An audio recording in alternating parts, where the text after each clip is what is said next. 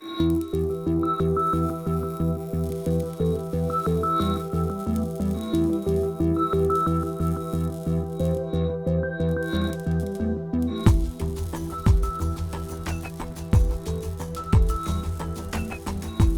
is the process of joining two pieces of material. You bring them to their melting temperature and fuse them together, usually with a filler material.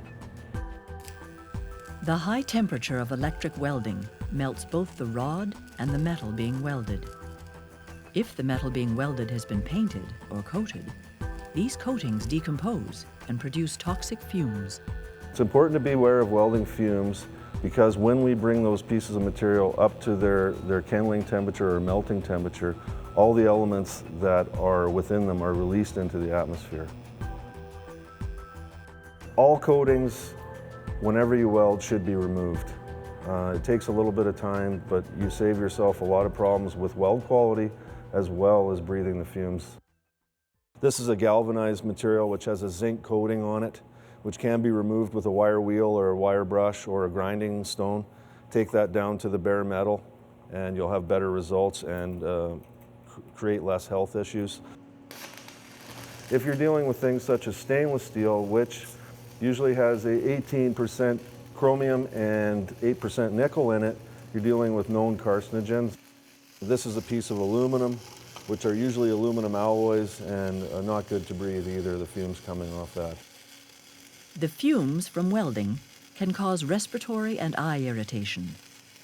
If you are welding galvanized steel, it can cause a condition called metal fume fever. Metal fume fever is something that is usually associated with a corrosion-resistant element called zinc, often found on galvanized materials. It is not weldable, and when it is heated, it is released and absorbed into the bloodstream and can make you very, very sick. This condition usually shows up 4 to 12 hours after exposure. The initial symptoms can include a metallic or sweet taste in the mouth, a dry, irritated throat, or coughing. These symptoms usually subside in about 24 hours. This is a flu-like illness. All precautions should be taken to ensure that you are not breathing in deadly toxins. One, natural ventilation by allowing air from outside to come in, obviously diluting the bad air. Proper ventilation is essential. Try to weld outdoors.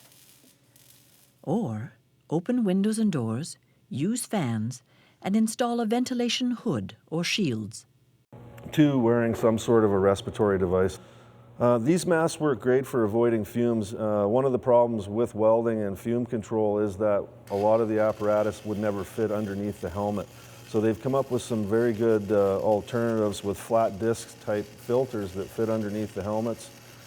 These are interchangeable, very economical, and they work really, really well. And thirdly, the best way is as we weld, heat rises, always keep your head to the side out of what they call the plume of heat that comes up. If you can keep your head away from that, it'll help a lot.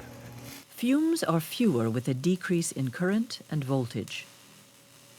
They are also lessened when the arc length is shortened. Also, the larger the diameter of the electrode, the less fume is produced. Welding as a whole is a very unforgiving business. Whether it be the fumes, the ultraviolet rays, or the apparatus, you always need to use all the protective equipment that you can, the personal protective equipment, the helmet, mask, gloves, proper skin covering, that sort of thing will definitely keep you from long-term problems as well as short-term problems.